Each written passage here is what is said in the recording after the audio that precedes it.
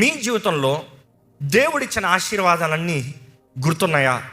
What are my blessings? లేకపోతే నీ blessings ఏంటి, నీ ఆశీర్వాదాలు ఏంటి? చాలామందికి దేవుడిచ్చిన ఆశీర్వాదాలు తెలీదు, మర్చిపోతున్నారు, కృతజ్ఞత లేదు.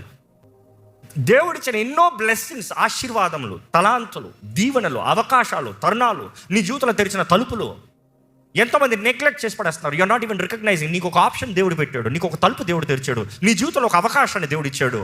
గ్రహించుకోవాలి. So you need to really calculate what are your blessings. Are you thankful? Recognizing as a blessing. బ్లెస్సింగ్గా లెక్క చేయలేదు అనుకో, అది అట్టే మలిచేస్తాడు. ఆ బ్లెస్సింగ్ నీకు తలకాయ నొప్పిలాగా మారిపోయేలా చేస్తాడు. జాగ్రత్త. Recognise blessing as a blessing and appreciate honour.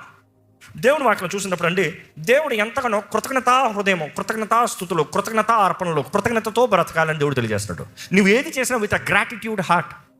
ఈ సంవత్సరం అంతంలో we have to really be filled with gratitude. ఏంటి మీ సర్వే చూసుకోవాలి. ఏ మెట్టి ఎక్కుదామని ప్రయత్నం చేశారు, పడిపోయారు. ఏ మెట్టి ఎక్కుదామని ప్రయత్నం చేశారు, ముందుకు వెళ్ళలేకపోయారు. ఏ తలుపు కొట్టినా సహాయం రాలేదా, ఎందుకు రాలేదు పరీక్షించుకోవాలి.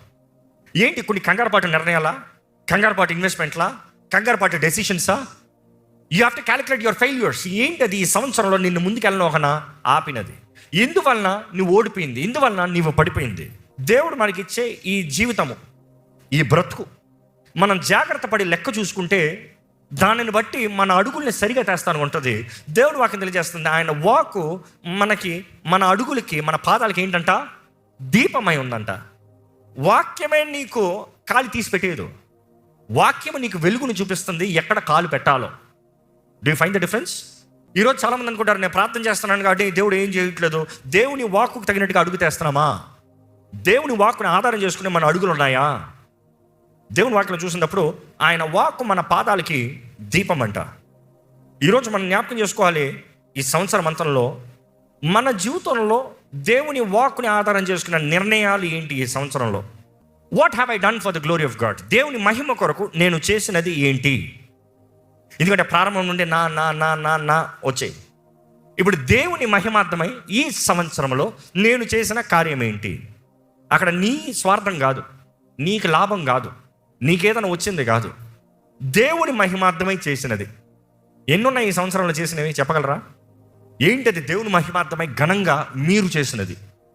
మనల్ని మనం ఎంకరేజ్ అవ్వాలి, మోటివేట్ అవ్వాలి. అరే నేను ఏదైనా చేయాలి ఈ సంవత్సరంలో దేవుని కొరకు. దేవుడు వాక్యం తెలియజేస్తుంది, మనం ఏమి చేసినా ఆయన మహిమ కొరకు చేయాలంట. మనం తిన్నా, తాగినా, పట్ల వేసుకున్నా, ఏం చేసినా కూడా దేవుని మహిమార్థమై చేయాలంట. మన స్వార్థము, మన ఆనందం గురించి చెప్పాలంటే బోర్డు చెప్తాం, కానీ దేవుడు వాక్యం తెలియజేస్తుంది, ఆయన నీతి, ఆయన రాజ్యాన్ని మొదట వెతికితే అప్పుడు సమస్తము మీకు అనుగ్రహించబడును.